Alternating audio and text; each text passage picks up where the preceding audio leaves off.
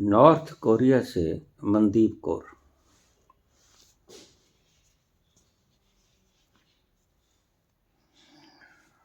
अखरी नाम अखरी साला, अखरी ज्ञान गीत गुण गा। बाबा इस पौड़ी को विस्तार से समझाने का कष्ट करें।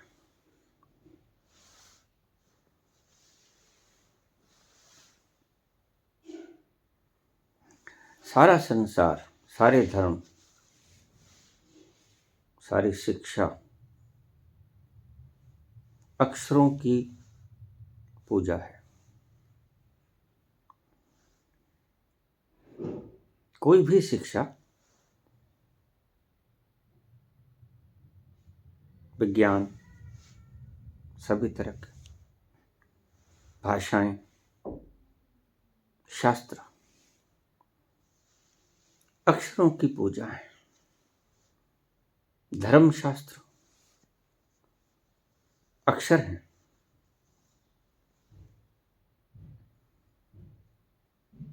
अक्षर का अर्थ गलत निकाल लिया क्या? अक्षर का अर्थ वो नहीं जो हम बोलते हैं, तो बड़े सीमित हैं। उनकी सीमा तो समाप्त हो जाती है कहीं ना कहीं जाकर। अक्षर शब्द का अर्थ है जिसका कभी क्षर न हो, जो कभी क्षय न हो, जो कभी मरे नहीं, जो कभी विनाश न हो। अक्षर जिसका क्षर नहीं होता। लेकिन हम अक्षर को भी शब्दों में लिखते हैं। क्या करें, मजबूरी है।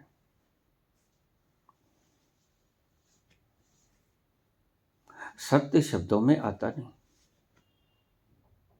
लेकिन हम सत्य को शब्दों में परिभाषित करने की चेष्टा करते हैं। यद्यपि संत जन जानते हैं कि सत्य शब्दों में आता नहीं। शब्द सीमित है, लिपियां सीमित हैं।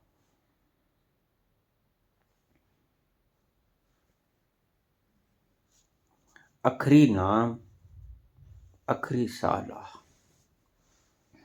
हम नाम जपते हैं, शब्दों से जपते हैं। हम शलाघा करते हैं, शब्दों से करते हैं। लेकिन वह अक्षर है, वह कभी क्षय नहीं होता। शब्द क्षय होते हैं, अक्षर क्षय नहीं होते। बड़ी गहरी बात है। शब्दों से शुरू करना है, नि शब्द तक पहुंचना है, और नि शब्द का मतलब है अक्षर।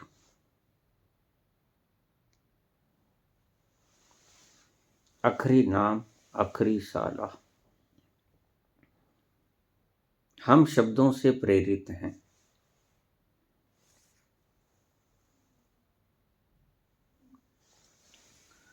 तो बाबा कहते हैं कि सभी ग्रंथ शब्द हैं, परंतु उसका नाम नि शब्द है, अक्षर। शब्द वहां तक पहुंच नहीं पाते। अखरा नालो वक्खर। अब क्या करें? चुप हो जाओ, इसके लिए भी बोलने का उपयोग करना पड़ेगा।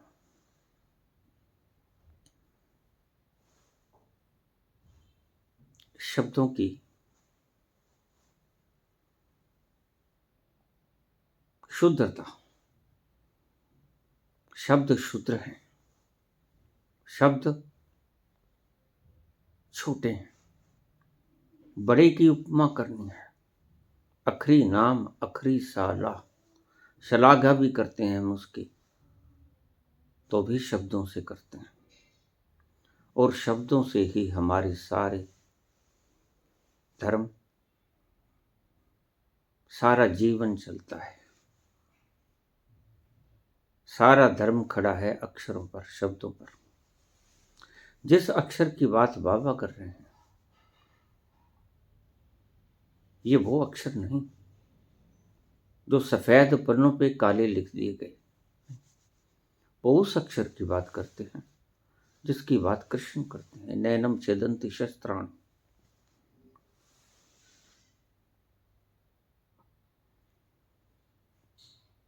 आखिरी नाम, वो नाम अक्षरों में नहीं आता, वो नाम शब्दों में नहीं आता।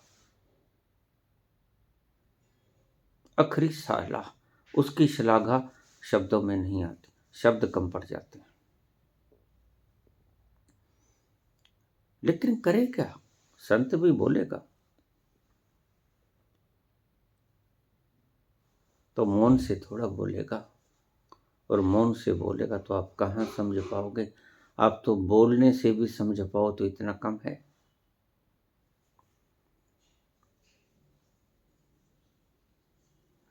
तुम अक्षरों से ही प्रभावित होते हो।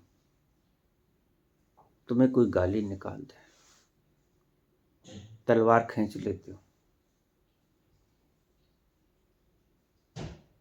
तुम्हारी कोई पाँव पड़ ले, तुम्हारी कोई आरती उतार ले, आशीर्वाद दे दो। अक्षरों का प्रभाव, और इस बात को ध्यान से समझ लेना, जो अक्षरों से प्रभावित है वो तुम नहीं, तुम्हारी बुद्धि है।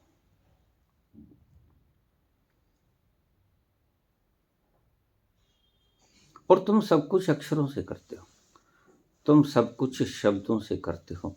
यहां अक्षरों के दो मतलब है। बाबा क्या करें, आपको समझाना भी है, शब्द भी कम पड़ते हैं, इशारे भी कम पड़ते हैं, समझाना भी है। तो बाबा कहते हैं अखरी नाम अखरी साला, अखरी ज्ञान गीत गुण गा। ज्ञान भी अक्षरों से ही बांटना पड़ता है, शब्दों से। गीत भी अक्षरों से ही गुनगुनाने पड़ते हैं। और आपके गुण, ईश्वर के गुण भी अक्षरों में ही वर्णित किए जाते हैं, जबकि वो खुद निर अक्षर है, अक्षरा नालों बक्कर है। और उस अक्षरा नालों बक्कर के इशारे के लिए अक्षरों का ही उपयोग करना होता है। यहाँ बाबा अक्षर का मतलब, बार बार मैं बात करूंगा अक्षर की, शब्द। यहाँ जो बाबा अक्षर शब्द का इस्तेमाल करते हैं उसका सीधा सीधा मतलब शब्द हैं। आप ध्यान में रखिएगा, उस अक्षर की बात करते हैं, इस अक्षर से समझाते हैं। जैसे मैं कहूं वो रहा चंद्रमा, तो ये चंद्रमा की तरफ जाने वाला इशारा तो है, लेकिन ये चंद्रमा का टॉप नहीं है, ये छुएगा नहीं। शुरू करते हैं इशारे की तरफ, इशारे से शुरू होकर गंतव्य तक पहुंचते हैं, लेकिन आप पकड़ लेते हो इनको, यहीं चूक जाते हो।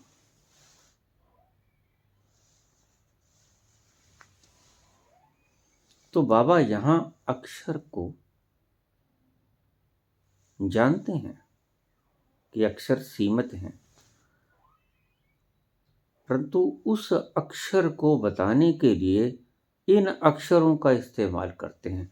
अब आप समझ गए होंगे, मैं दो शब्दों का प्रयोग करूंगा, अक्षर शब्द परमात्मा के लिए, और शब्द शब्द आपकी लिपियों के लिए।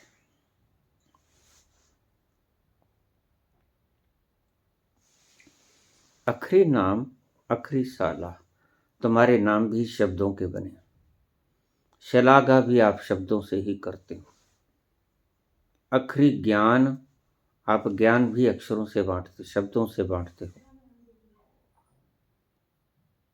गीत गाते भी हो शब्दों से। गुण गा, उसके गुण भी व्याख्यान करते हो शब्दों से। हम शब्दों से बड़ा प्रेरित हैं।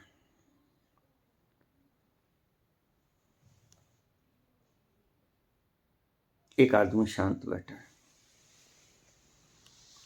तुमने उसे कोई धक्का नहीं दिया, कोई घूंसा नहीं चलाया, कोई मारा पीटा नहीं, कोई चोट फेट नहीं पहुंचाई, सिर्फ अक्षर बोले, शब्द बोले, गाली निकाल दी, तो कंपने लग जाएगा। आंखें लाल सुर्ख, गालें कप कपाने लगेंगी, दांत खड़कने लगेंगे, मुट्ठियां भिज जाएंगी। क्या हुआ? शब्दों से आप प्रभावित हो। शब्द आपके रिमोट कंट्रोल है। और उसी व्यक्ति ने आके आपके चरण पकड़ लिए। हे प्रभु दीन दयाल, आप बड़े कृपालु हो, दीनों के नाथ हो, अनाथों के नाथ हो। शुद्ध बुद्ध परमात्मा, चेतन स्वरूप, शाश्वत महान संत, आपका कोई मुकाबला नहीं।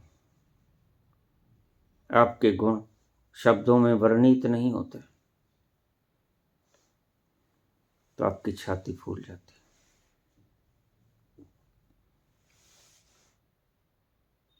शब्दों से ही आप चलायमान हो, बाबा जी कहते हैं।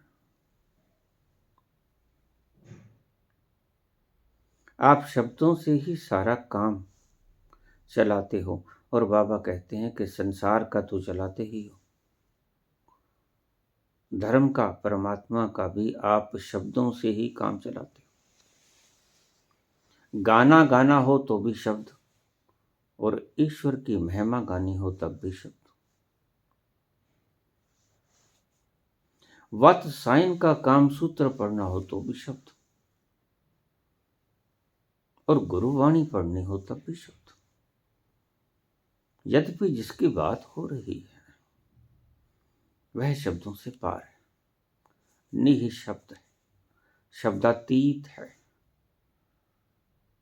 अखरा नालों वक्र है, मन के पार है। मन शब्द है और परमात्मा शब्दों के पार है।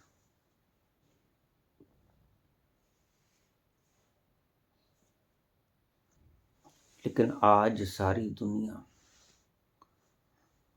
शब्दों को अधिमान दे रही है। हैरानी की बात है, उस निशब्द की व्याख्या शब्दों के द्वारा होती है, और हम मूढ़ उन शब्दों को पकड़ के बैठ जाते हैं। बाबा शब्दों से कोई परहेज नहीं करता है। बाबा कहते हैं शब्द तो पौड़ियां हैं, इसलिए उन्होंने जपजी साहब को पौड़ी का नाम दिया। 38 पौड़ियां, और एक एक पौड़ी कीमती है। ये शब्द पौड़ी, एक एक पौड़ी आपको ऊंचा ले जाती है। लेकिन मुश्किल तब पेश आती है जब आप एक पौड़ी के ऊपर 2, 4, 6, 8 पौड़ी के ऊपर चढ़े हुए रुक जाते हो, चिप जाते हो, तो बस आ गई मंजिल। ये मुश्किलात है। ये पौड़ी तो 38 है। पहुंचना छत पर है, शिखर, दशम द्वार। रुक जाते हो आप छोटी पौड़ियों पर, नीची पौड़ियों पर। तो शब्द पौड़ी हैं, अगर इनका ठीक से उपयोग किया जाए तो आप धीरे धीरे शब्द से शुरू करोगे और अक्षर पर पहुंच जाओगे। अब समझ लेना मेरी बात को। शब्द से शुरू करोगे, मौन में पहुंच जाओगे। मौन अक्षर का दूसरा नाम है, जिसका कभी क्षरण नहीं होता, जो कभी मिटता नहीं, जो विनष्ट नहीं हो, जो टूटता नहीं, जो गलता नहीं, जो कपता नहीं। तो अक्षर शब्द बाबा प्रयोग कर रहे हैं इनके लिए, लेकिन आपकी लिपियों की क्षुद्रता बांध नहीं पाती उनके अखरों को, तो मजबूर हैं। वो दोनों बातों के लिए अक्षर शब्द का इस्तेमाल करेंगे, शब्दों के लिए भी अक्षर और सत्य के लिए भी अक्षर। तो यहां समझिएगा बात, दो चीजें हैं, शब्द और सत्य। शब्द लिपियां और सत्य अक्षर।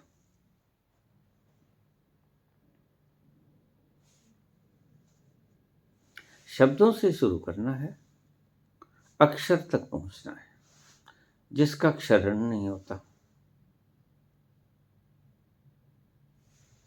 आप शब्दों से चिपट जाते हो, इसलिए दुखी हो। बाबा शब्दों को सीढ़ियों की तरह इस्तेमाल करते हैं, पौड़ियों की तरह इस्तेमाल करते हैं, इसलिए सुखद छत तक पहुंच जाते हैं, शिखर तक पहुंच जाते हैं, परम आनंद का अनुभव करते हैं। आप किसी न किसी सीढ़ी के साथ चिपट जाते हो, मान की सीढ़ी हो, पदवी की सीढ़ी हो, धन की सीढ़ी हो, ज्ञान की सीढ़ी हो, सीढ़ी कोई भी हो, धर्म की सीढ़ी हो,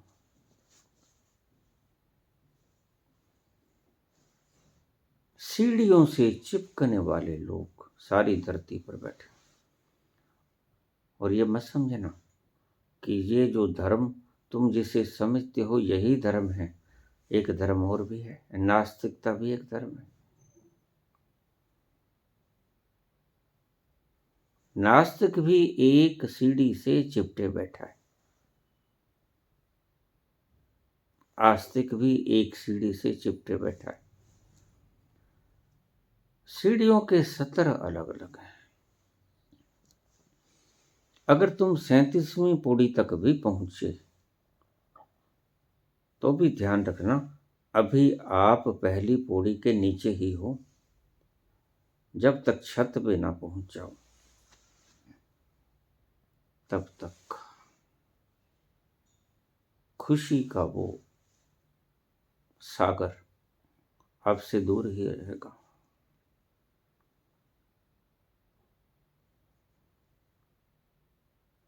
अड़तीसवीं पौड़ी के भी बाद कुछ छत आई, जिसकी बात करते हैं बाबा जप जी।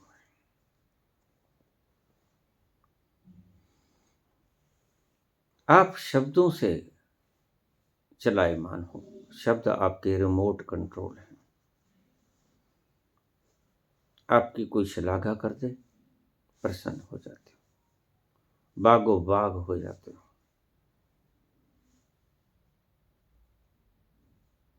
और अगर आपकी कोई निंदा कर दे, चुगली कर दे, आपकी मान्यताओं के विरुद्ध चल पड़े, तो आप प्रकोपित हो जाते हो, दुखी हो जाते हो। आपका रिमोट कंट्रोल शब्दों के हाथ में, आपको सुखी और दुखी करना शब्दों के हाथ में। आप खुद से सुखी और दुखी नहीं होते, आप शब्दों के द्वारा सुखी और दुखी होते हो।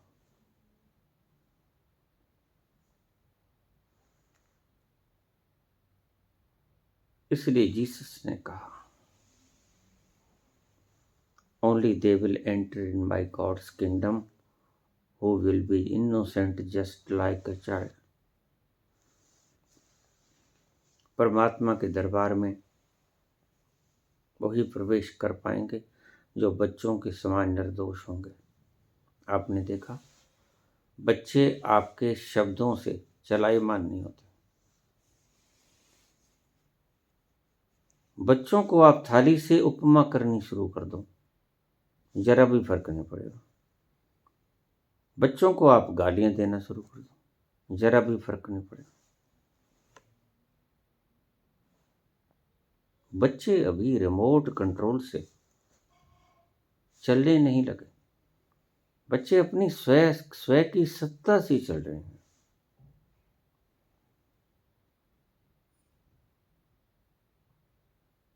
रोते हैं जब भूख लगती है, हाथ पांव चलाते हैं जब खुशी होती है। अपने भीतर आपके शब्द उनके ऊपर निष्प्रभावी हैं। ईसा के कहने का यही मतलब है।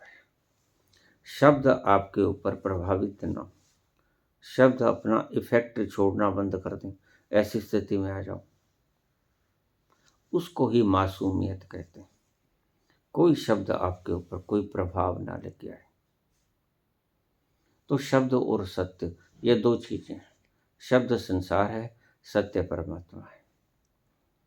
शब्द दुख का कारण है, सत्य सुख मात्र का कारण है, आनंद का कारण है। शब्द दुर्गंध का कारण है, सत्य सुगंध का कारण है।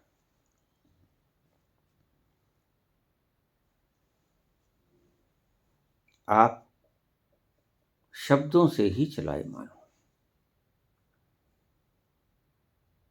बाबा कहते हैं इन शब्दों को छोड़ दो।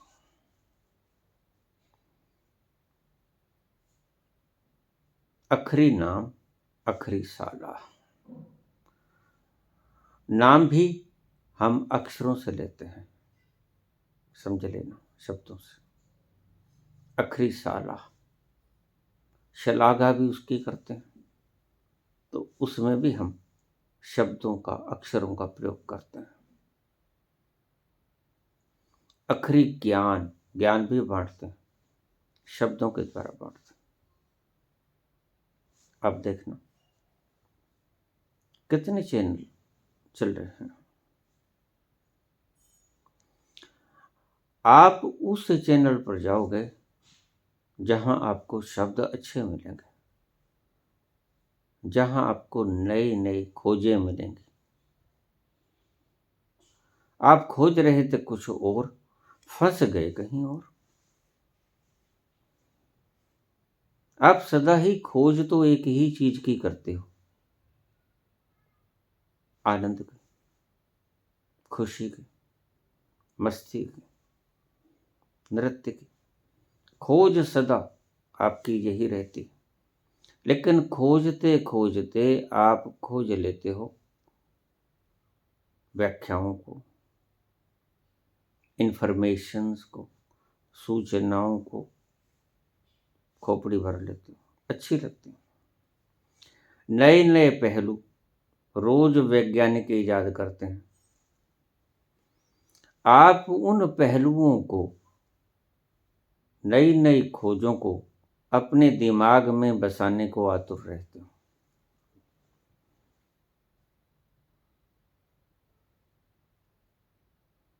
और ये ज्ञान देने वाले, आखिरी ज्ञान, ये ज्ञान देने वाले सत्य तक नहीं पहुंचाते। बाबा कहते हैं ये ज्ञान देने वाले सूचनाओं तक पहुंचाते हैं। और आप इन सूचनाओं को ही ज्ञान समझकर अपनी बुद्धि में स्टोर कर लेते हो, अपने न्यूरॉन्स में, अपने टिश्यूज में ये स्टोर कर लेते हो, स्मृति के भंडार में। और छाती फुला के चलते हो बाजार में। मुझे ये भी पता है, मुझे ये भी पता है। एक व्यक्ति जो सभी सांसारिक विषयों में निष्णात है,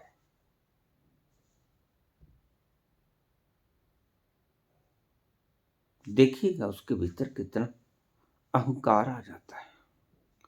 जिसको एकाध शब्द पता है वो बेचारा चुप करके बैठा है, और जिसको विशाल समुद्र का ज्ञान है वो बोलता ही रहता है और सिर झुकाए सुनता रहता है। जिसके पास शब्द गिनती मिनती के हैं, लेकिन शब्दों का भंडार देखकर ये मत समझ जाना कि ये ज्ञानी है। सावधान, शब्दों का ज़्यादा भंडार, शब्दों के ज़्यादा डायमेंशंस देखकर आप ये गलती मत कर लेना कि यह बड़ा ज्ञानी है। नहीं, ये ज्ञानी नहीं है, सूचना ही ज़्यादा है।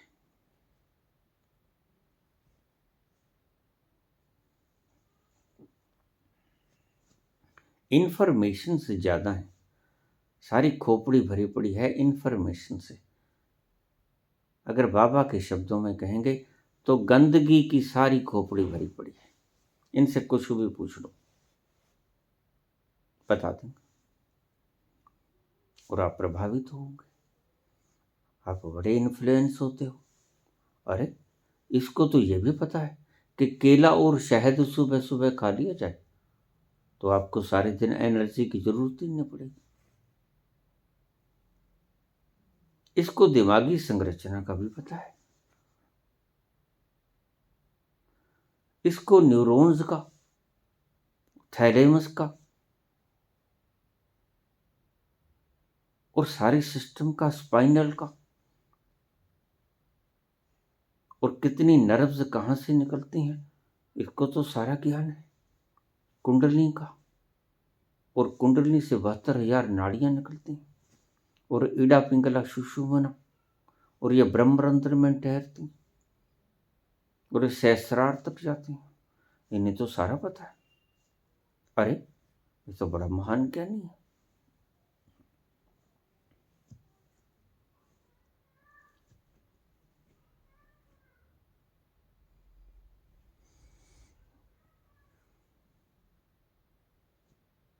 आखिरी ज्ञान,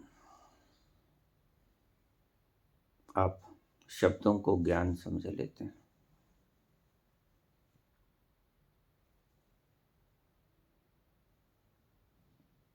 एक व्यक्ति जो सभी भाषाओं में निपुण है, हमारे राष्ट्रपति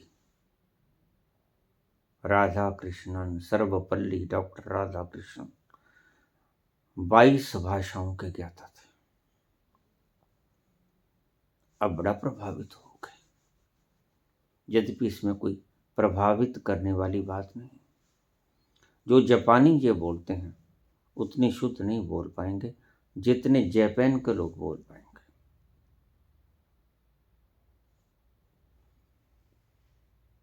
हिंदी इतनी शुद्ध नहीं होगी जितना सही हिंदी बोलने वाला बोलेगा। अरबी इतनी शुद्ध नहीं होगी। सभी भाषाएं ज्ञात हैं, समझते हैं, बोलते हैं, तो आप इन्हें समझोगे अरे बड़ा ज्ञानी, ये तो यूनानी भी बोल लेता है।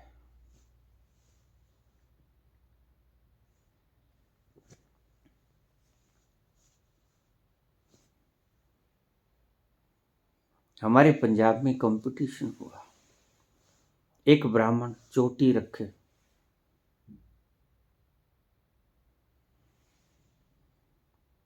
झंडा उठाए हाथ में, कोई मुझसे शास्त्र कर।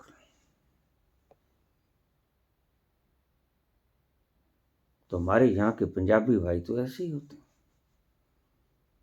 बड़े ज्ञानी। तो उन्होंने वो झंडा पकड़ लिया, चल आ शास्त्र कर। लोग बाग इकट्ठे हुए, लोग बाग तो ढूंढते ही जी कि कहीं कोई झंझट खड़ी हो, हम देखें। झंझट खड़ी होगी, वह सिर मुनाए, चोटी रखे लंबी, और हाथ में शास्त्र पकड़े, बगल में बैठ गए। और इधर हमारा पंजाबी बैठ गया। अब संख्या नेचुरली पंजाबियों की ज़्यादा थी, क्योंकि पंजाब में आए थे, पकड़ लिए गए, झंडा उठाए पड़ते थे, शास्त्रार्थ कर लो, शास्त्रार्थ। और फिर हम कहाँ चूकने वाले?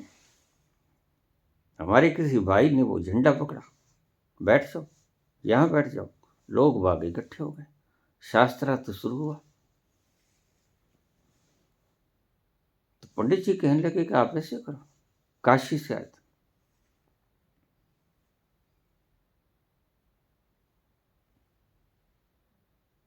शुरू हो जाए, हो जाए। एक तरफ हमारे भैया बैठे, हमारे पंजाबी, और दूसरी तरफ काशी के विद्वान बैठे। तो संस्कृत से शुरू, किताब खोली गई शास्त्र में। तो पंडित जी बोले, उचरो, उचरो। उचरो का मतलब होता है बोलो, वाच, उचरो। काशी के ब्राह्मण बोल रहे हैं। और उसने जब कहा उचरो, तो सामने जो पंजाबी भाई बैठे थे वो कहने उचरो पुचरो पुचरो।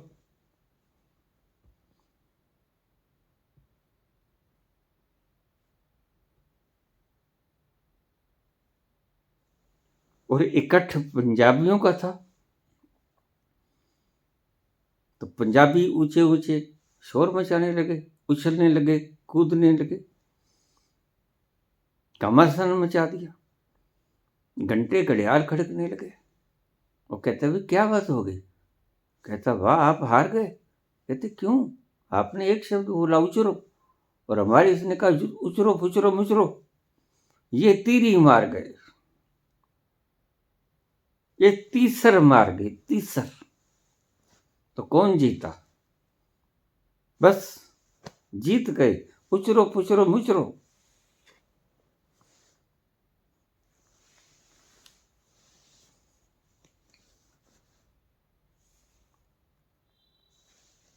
आप ऐसा ही ज्ञान बांट रहे हो, आपको पता नहीं। धर्म की बात भी करते हो तो उचरो पुचरो मुचरो से ज़्यादा नहीं होता। यदि भी इनकी कोई अहमियत नहीं है ज्ञान के मसले में, ज्ञान के क्षेत्र में इनका कोई मतलब नहीं। लेकिन हमारे पंजाबियों ने तो रोला मचा दिया, हो अल्लाह कर दिया, घंटे घड़ियाल उठा लाए, खूब शंख बजे, खूब जश्न मनाया गया, हलवाइयों की दुकानें खाली होंगी। और वो पंडित जी काख में दबाए अपने शास्त्र को वापस चले गए। यहाँ दाल नहीं गिरेगी भाई।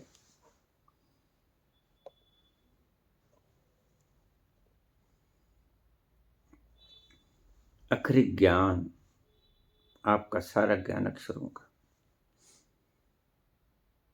आपके लिए काशन भी है।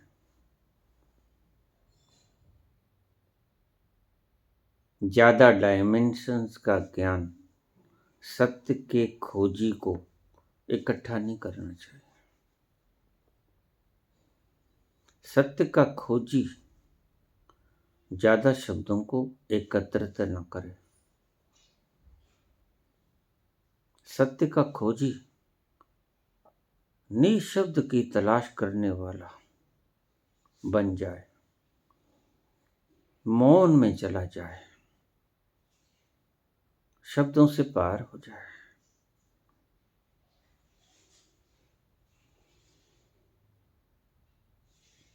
ज्ञान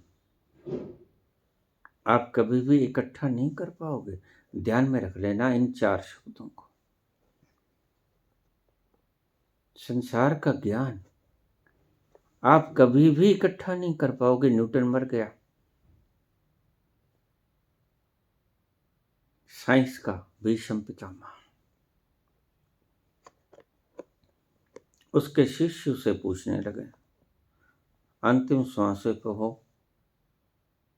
आपने इतने आविष्कार किए, आप विज्ञान के पिता हो, भीष्म पितामह हो, हमारे लिए कोई संदेश।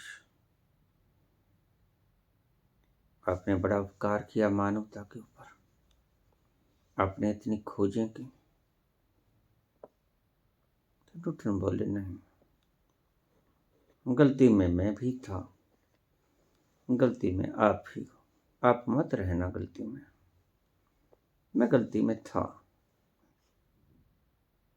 I have collected only a few pebbles on a seashore.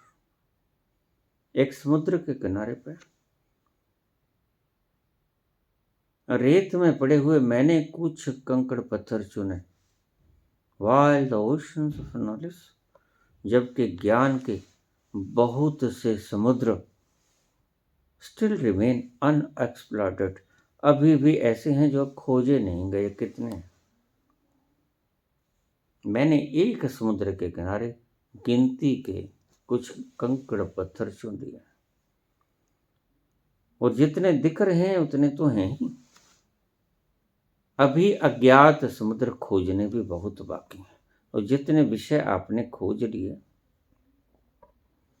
जितने विषय विज्ञान ने खोज लिए, उतने तो हैं ही, समझे तो वो भी नहीं जा सकते।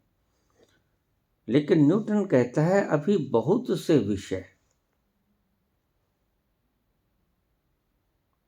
ऐसे भी हैं जिनका पता ही नहीं। रोज नए आविष्कार होते हैं। वैज्ञानिकों ने एक ग्रह और खोज लिया जिस पर जीवन हो सकता है। रोज नई खोजें होती रहेंगी। एक वक्त था जब सारे शहर में एक वैद्य होता था। उसका दांत दुखता है तो भी, पेट दुखता है तो भी, कैंसर है तो भी, फ्लू है तो भी, कुछ भी हो रहा है, वो वैद्य अपनी पुड़ी दे देता, उससे इलाज हो जाता। और कोई वक्त आएगा जब आप जाओगे दांतों वाले डॉक्टर के पास। ये तो अलग अलग होने शुरू हो ही गए, गैस्ट्रोइंटेस्टाइनल, यूटीआई इन्फेक्शन, डेंटिस्ट,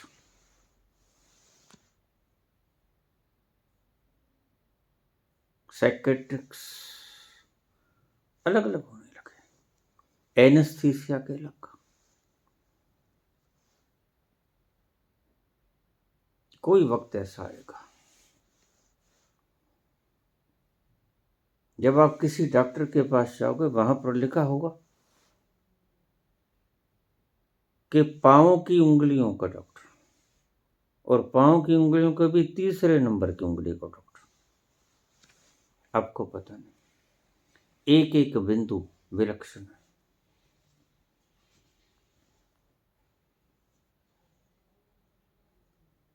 हाथों की उंगलियों का, अंगूठे का स्पेशलिस्ट। ऐसा वक्त भी आएगा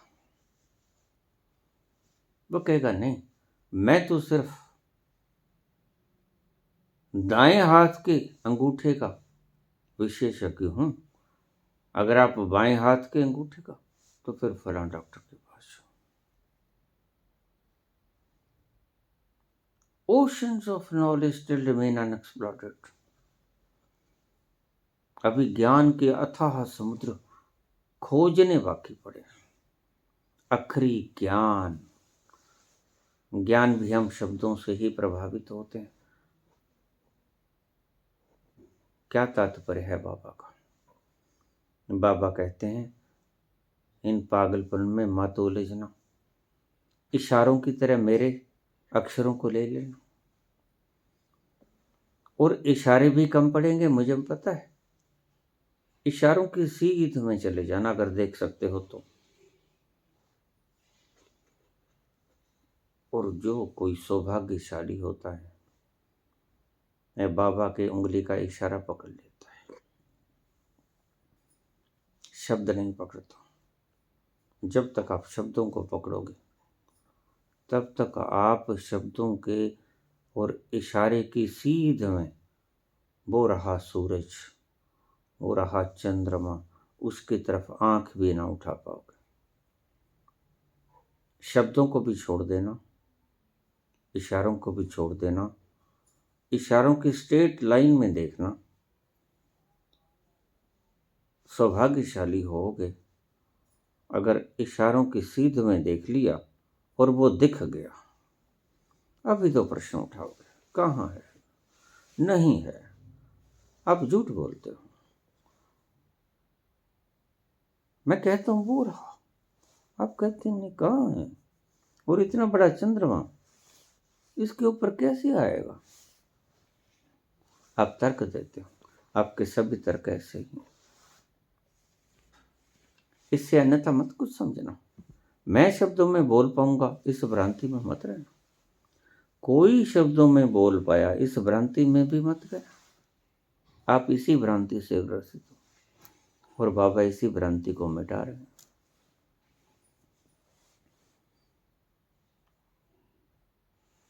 जहां ज्ञान बढ़ता था, आप चैनल्स पर जाओ, आप यूट्यूब खोलो, चैनल्स पर जाओ, जो नई चीजें लेके आए आप वहां सुनने लगोगे, बेहोश हो जाओ।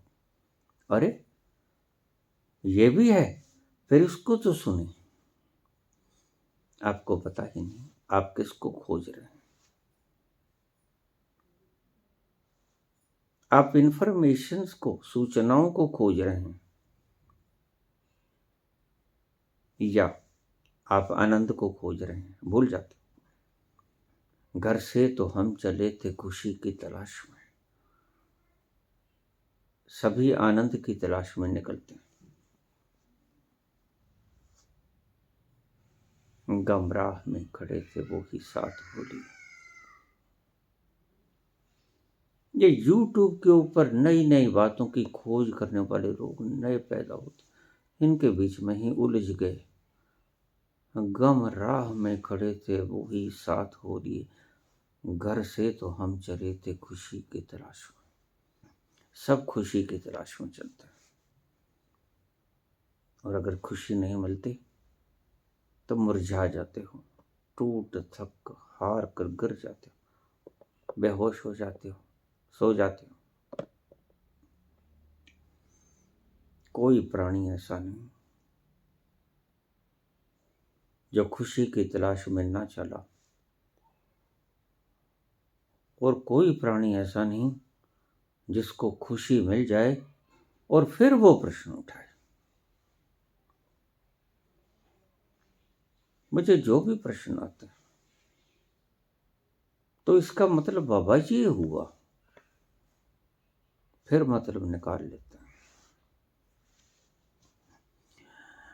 शब्दों को पकड़ लिया इसलिए शब्दों को मथोगे, शब्दों का रस निकालोगे, शब्द में से शब्द निकालोगे, बात में से बात निकालोगे, उत्तर में से प्रश्न खोजोगे और प्रश्न में उत्तर खोजोगे। यही काम, उलझ जाओगे और जीवन समाप्त हो जाएगा।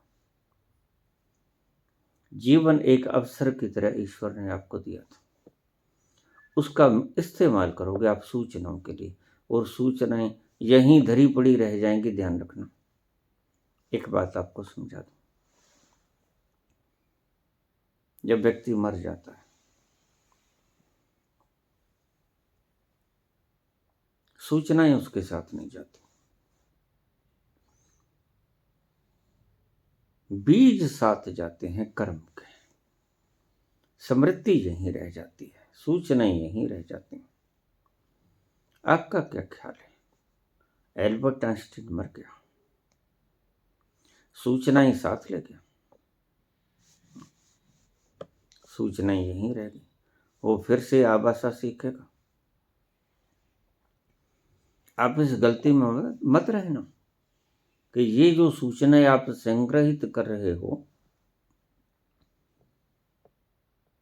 धन तो आपके साथ जाएगा ही नहीं। ये जमीन की रजिस्ट्रियां तो यहीं रह ही जाएंगी। ये शरीर जो आपने मोटा ताजा बना लिया है यहीं रह जाएगा, ये सूचनाएं भी यहीं रह जाएंगी। ध्यान में रख लेना, बहुत से लोगों को गलतफहमी होती है। बहुत से लोग मैंने कहते सुने, बाबा ये सूचना ही तो हमारे साथ जाएंगे, नहीं जाएंगे।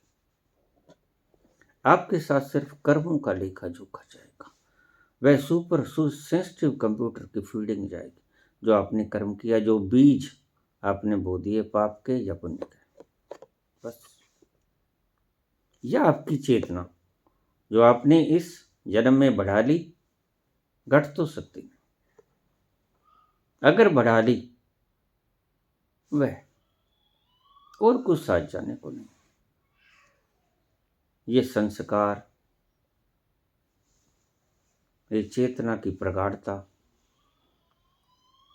और किए हुए कर्म, यही आपकी मातृ पूंजी है। बाकी आपका शरीर, आपकी बुद्धि, सब यहीं रह जाता है। आपके जोड़े गए सिक्के, धन के अंबार, विशाल साम्राज्य, दास दासियां, फौजें, हुक्म मानने वाले कमांडर यहीं रह जाते। आपके साथ सूचना ही नहीं जाती। तो कोई न्यूटन ना सोचे, कोई एल्बर्ट आइंस्टीन ना सोचे कि उसके साथ ये सूचना ही चली जाएंगी।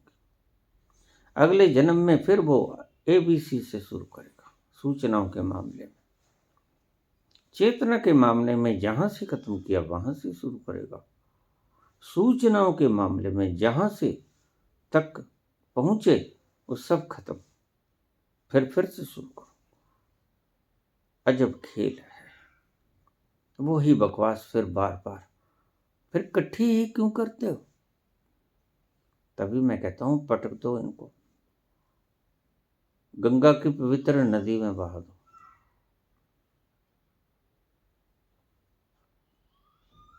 ये काले अक्षर है, सफेद पन्नों पे मढ़े हुए, ये आपके साथ नहीं जाएंगे।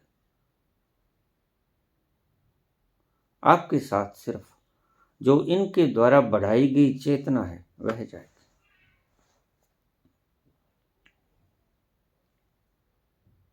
शब्द ना जाएंगे, शब्द के भीतर का एक्सट्रैक्ट जाएगा,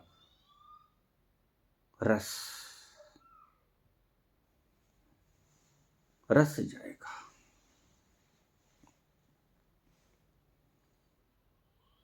अखरी नाम, अखरी साला, अखरी ज्ञान, गीत, गीत गुनगुनाती हूं,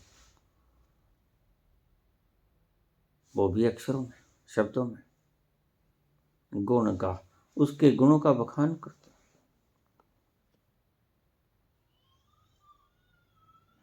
और एक बात और भी ध्यान में रखना,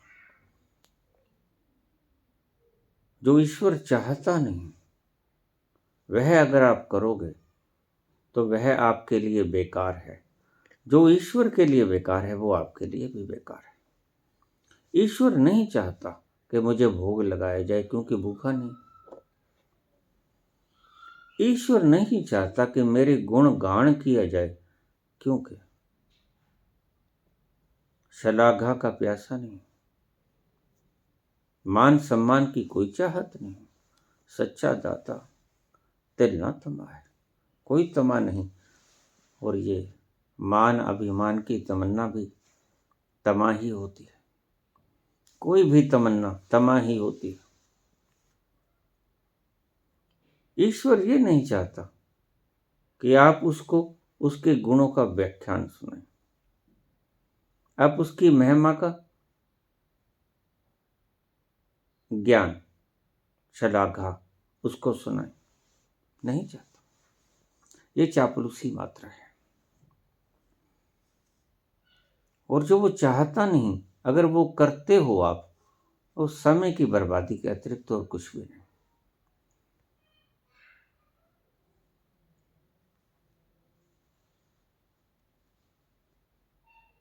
हमने नकल खोज ली है। रोज सुबह शाम हम दीपक जलाते हैं, और बहुत से बुद्धू हैं, आप देखना, जो आपको कहते हैं सुबह शाम जिस घर में दीपक नहीं जलता वहां दरिद्रता आ जाती है। और जो मुल्क सबसे ज्यादा अमीर हैं वो सुबह शाम दिया जलाते हैं। वो कभी दिया नहीं जलाती, वो तो बल्ब का बटन, लाइट ऑन। वो जानते ही नहीं आपके दिए को। और सबसे ज्यादा संपन्न लोग, और आपको बहुत से लोग मिल जाएंगे जो कहेंगे जिसने अगरबत्ती जलाई और बांस की जलाई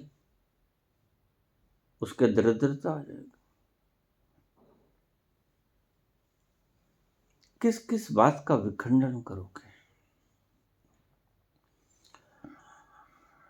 एक ज्ञानी को छोड़कर, ध्यान से सुनिएगा, बाकी सभी मूड हैं, मूडों की कतार है, इसलिए जीतेगा मूड, मूडों का गुरु जीतेगा, ज्ञानी अकेला हो जाएगा।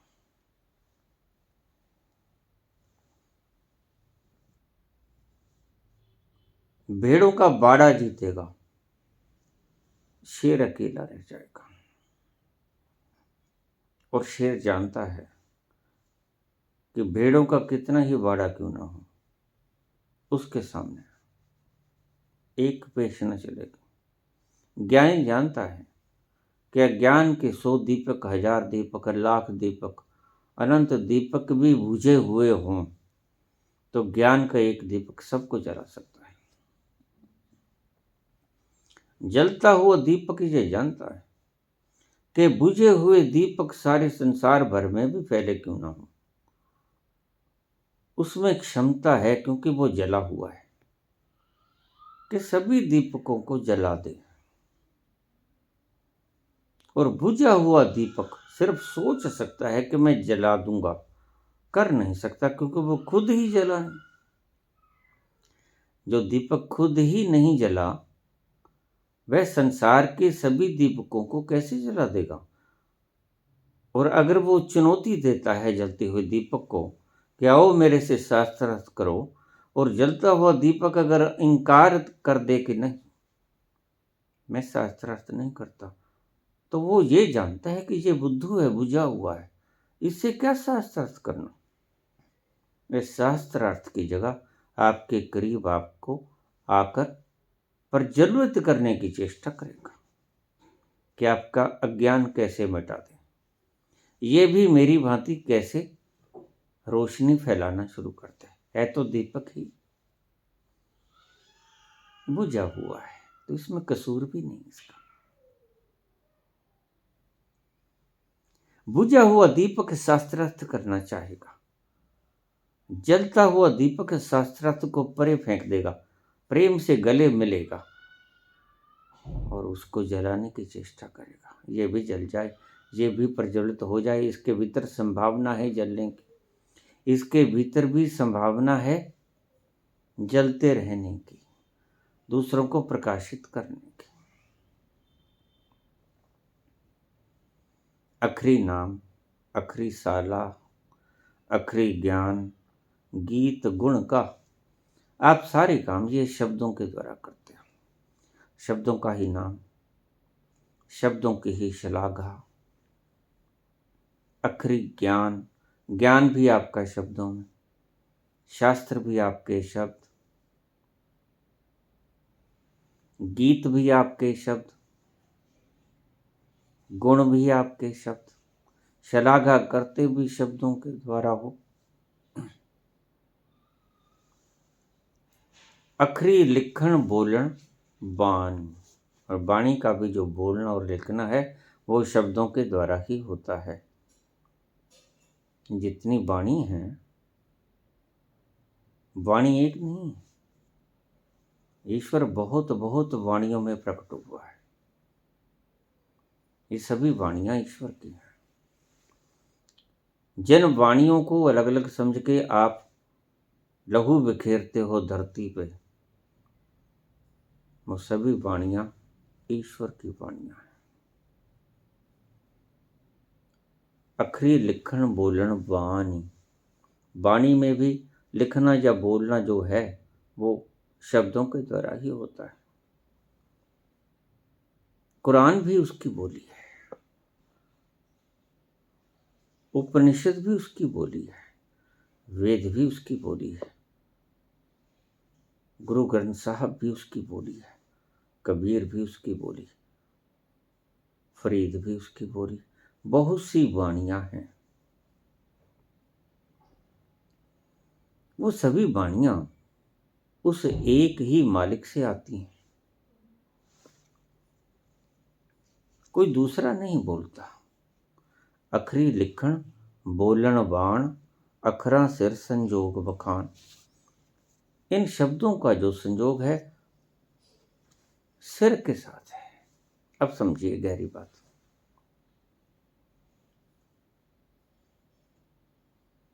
अखरा सिर संजोग बखान। सियाने कहते हैं कि ये शब्द हमारे सिर की संपत्ति है। बड़ा गहरा पड़ेगा शब्द। ये तुम्हारी आत्मा की धरोहर नहीं, ये तुम्हारी सिर की संपत्ति है। और ध्यान रखना, इन शब्दों को सिर की संपत्ति मत बना लेना। जिसने सिर की संपत्ति मात्र बनाया, भीतर के अंतरतम अस्तित्व तक नहीं गए इनके रस, वह अधूरा मर जाएगा। अखरी लिखन बोलन बाण, अखरा सिर संजोग बखान।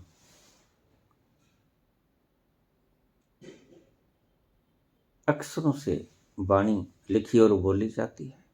कोई भी हो वाणी, फरीद की वाणी भी वाणी है।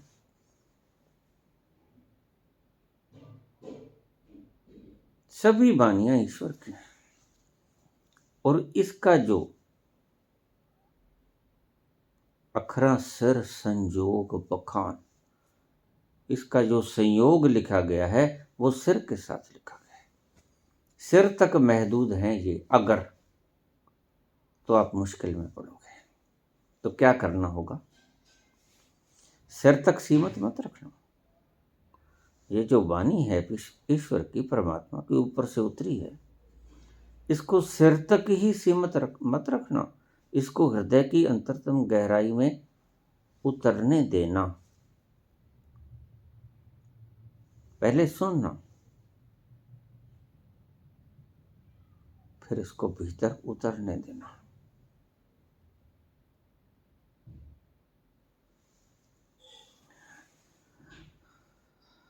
जिन ए लिखे तिस सिर ना। बाबा कहते हैं जो जप जी मैंने लिखे मेरे सिर में ही नहीं है मात्र ये। अब इसका अर्थ ठीक से समझ लेना। और तुम भी सिर तक ही सीमित मत कर लेना। संवाद विवाद में मत उलझना। इसका रस निकाल लेना।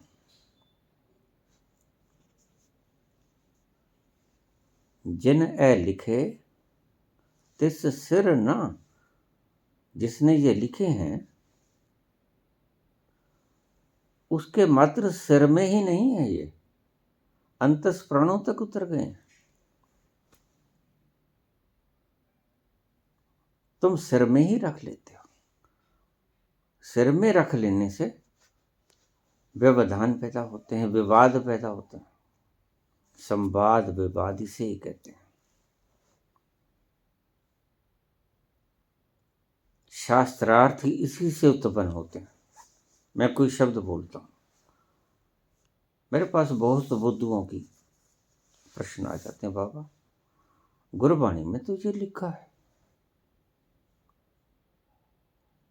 कबीर वाणी में तो ये लिखा है, फरीद ने तो ये कहा है, लाओ से ने तो ये कहा है। तो ये कहते हैं कि जिस ए लिखे तिस सिर ना। ना तो मेरे सिर से ये उत्पन्न हुए, जिब फरमाई तिब तिब पा। ना तो मेरे सिर से उत्पन्न हुए,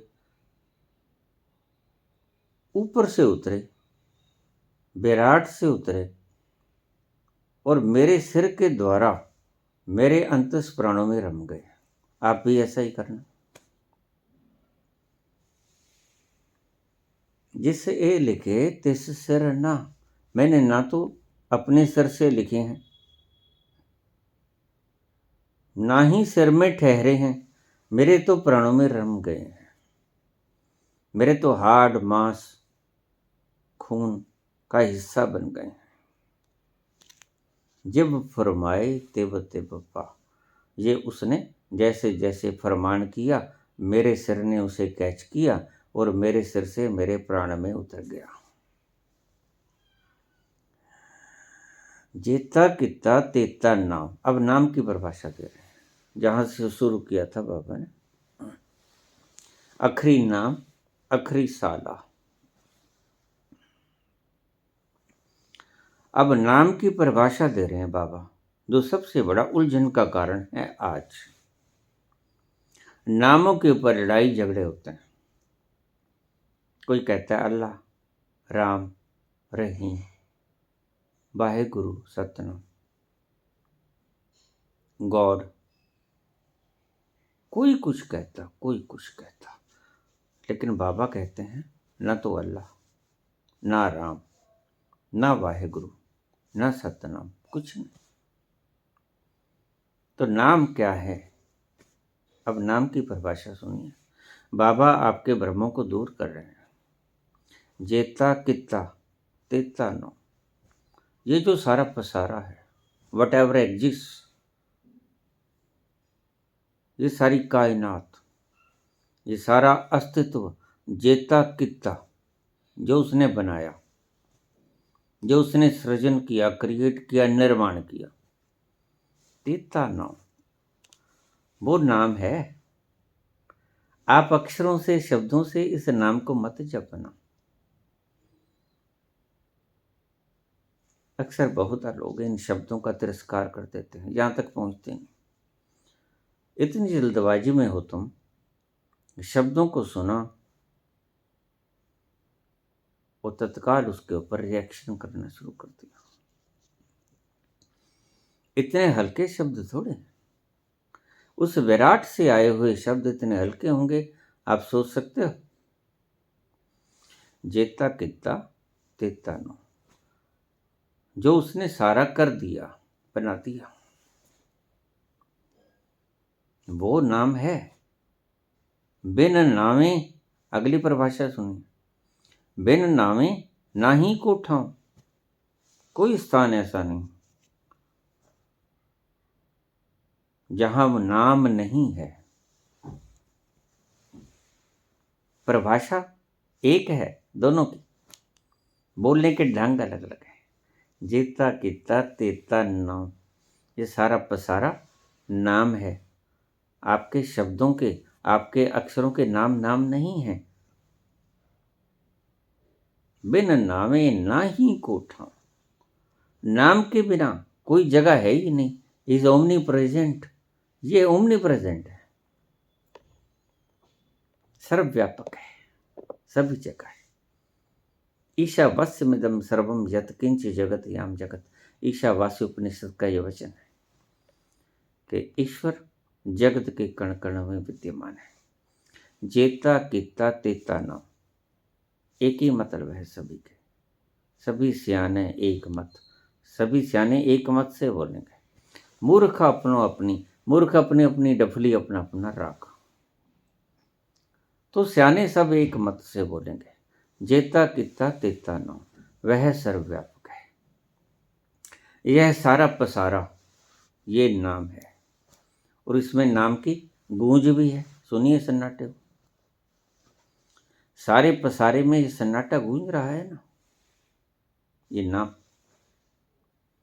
कहां से आ रहा है? यह अनाद अनाद नाम है। जैसे जैसे आप भीतर प्रवेश करोगे, आपको एक ओंकार की ध्वनि सुनाई पड़ेगी। जैसे जपजी का सबसे पहला नाम बोला गया, ओंकार। एक ओंकार बड़ी प्यारी धुन है। जैसे ही आप अपने भीतर प्रवेश करोगे, आप इस ध्वनि को गूंजते पाओगे। यद्यपि अब भी हो रही है, लेकिन आप बहरे हैं, आप दूर बहुत हो। संसार के कोलाहल में, शोरगुल में सुनाई नहीं पड़ता, इसलिए एकांत की आवश्यकता पड़ती है। इसलिए मैं कहता हूं कि कम्यून मत बनाना। मुझे ऐसा ही आदेश हुआ था। भीड़ में कभी नहीं मिलता। भीड़ में शोर होता है, और इतना शोर होता है, कम से कम भीड़ सांस तो लेगी ना, और सांस का शोर भी बाधा बनेगा। इसलिए मुझे आदेश हुआ कि कम्यून मत बनाना, क्योंकि कम्यून तो बनेगा अज्ञानियों का, और अज्ञानी सांस लेंगे, इतना तो करेंगे ही, आवश्यक है। तो सांस का भी शोर होता है। वो आ रहे हैं, सांसों जरा आहिस्ता चलो। वो आ रहे हैं, सांसों जरा आहिस्ता चलो। दिल की धड़कनों से भी इबादत में खलल पड़ती है। दिल धड़कता है, इससे भी इबादत में खलल पड़ती है। तो कम्यून में कभी कोई नहीं पहुंचा, यही कारण था मेरे कहने का। ना कोई पहुंच पाएगा। जब भी आप पहुंचोगे, याद रखना, एकांत में पहुंचोगे। बाहर का एकांत, फिर भीतर का एकांत। भीतर अकेले ही जाना पड़ेगा, और तभी पहुंच पाओगे। अगर नहीं पहुंचना तो शोरगुल में हिस्सा लो, जिंदाबाद मुर्दाबाद। अगर पहुंचना है उस आनंद के स्रोत की तरफ, तो अकेले हो जाओ, क्योंकि भीड़ में शोर है, और जहां शोर है वहां वह सुनता नहीं, यद्यपि हर वक्त बज रहा है उसका संगीत, सुनाई नहीं पड़ता। बस कारण भीड़। सो जो लोग भीड़ को इकट्ठी करने में रस लेते हैं, वह इस ध्वनि को पैदा होने में बाधा बनते हैं। भीड़ में कभी मत जाना अगर उसकी तलाश करना चाहते हो। एकांत में हो जाना, निशब्दता में चले जाना। इसलिए पहले जमाने में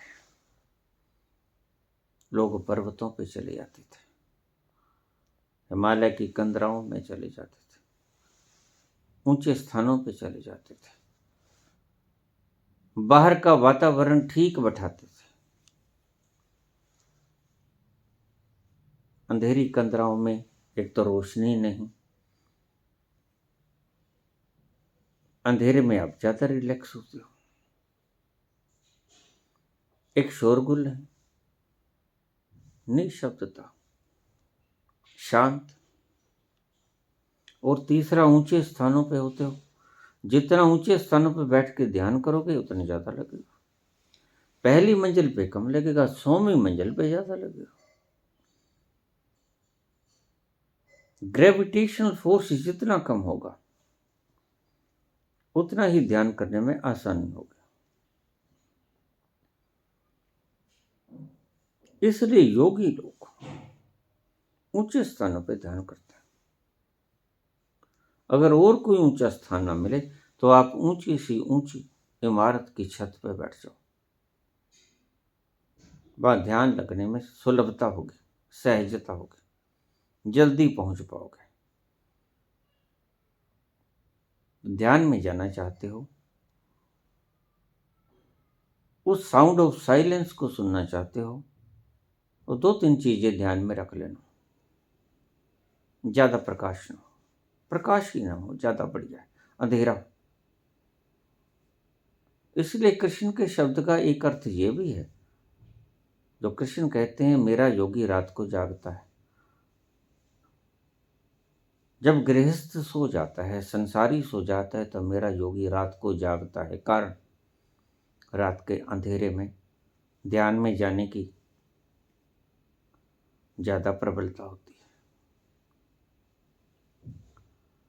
दूसरा, अगर निकल गए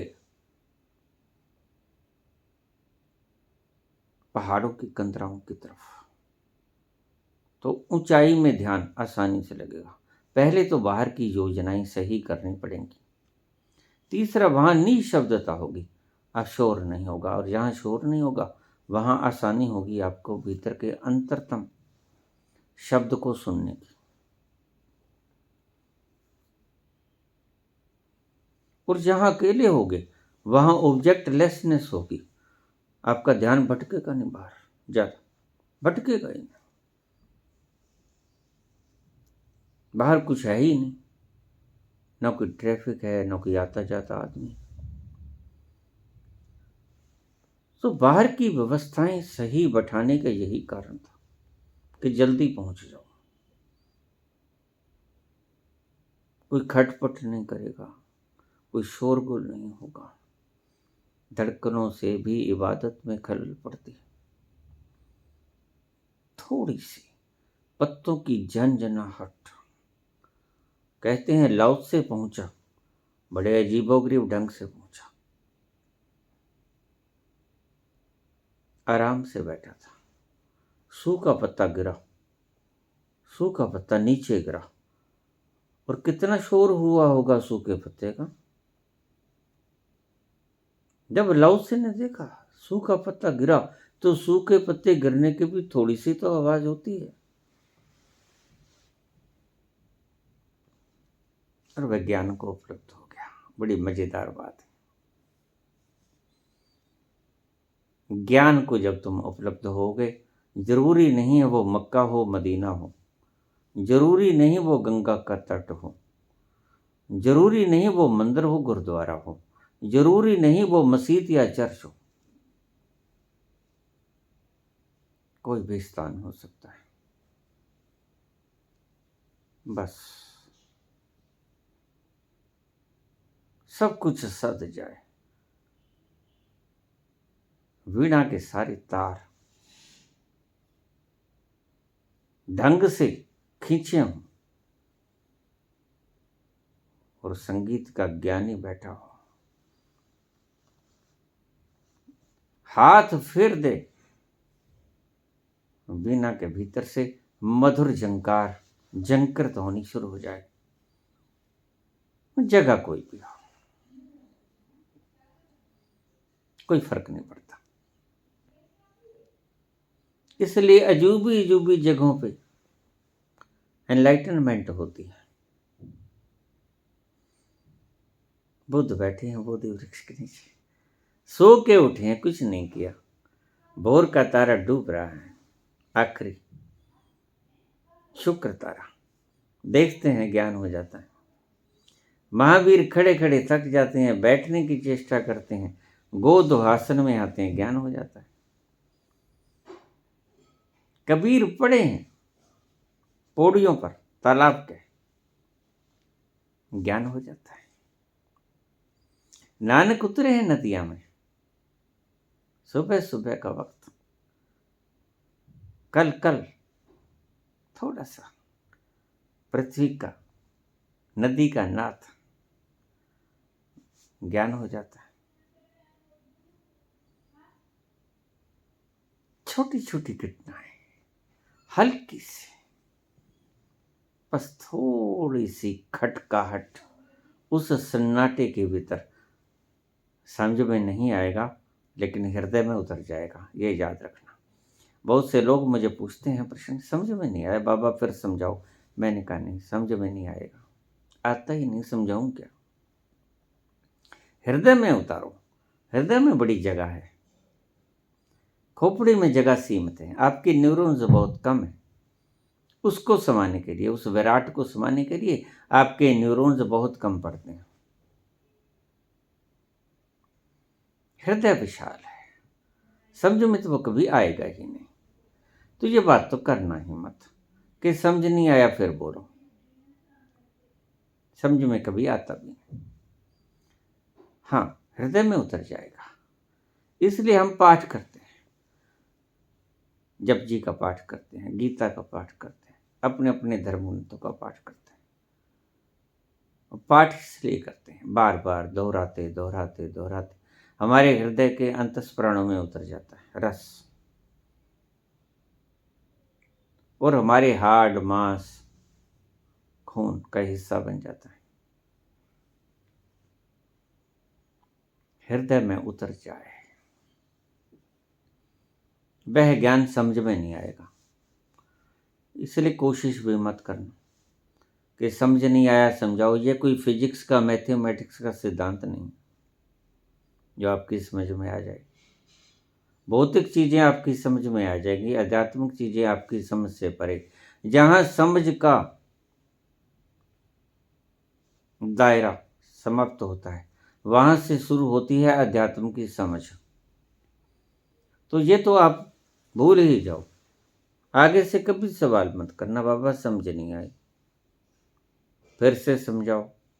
समझ फिर भी नहीं आएगी, मैं जानता हूँ, लेकिन समझाता हूँ, क्या करूँ। मैं जानता हूँ समझ फिर भी नहीं आएगी, लेकिन प्रयास करता हूँ। मेरे शब्दों से कोई समझ नहीं पाएगा, बाबा यही कहते हैं सारे सूत्र में, कि अक्षरों से तुम्हें समझ नहीं आएगा, अखरा नालों वक्रता होना ही पवेगा।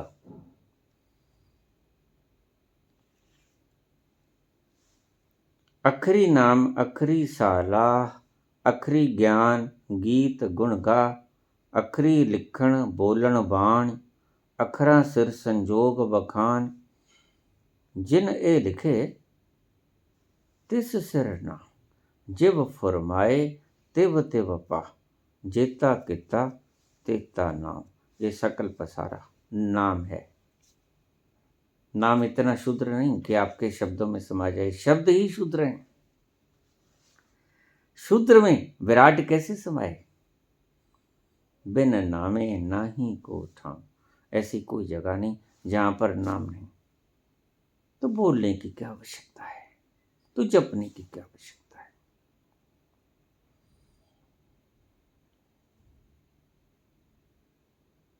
धन्यवाद।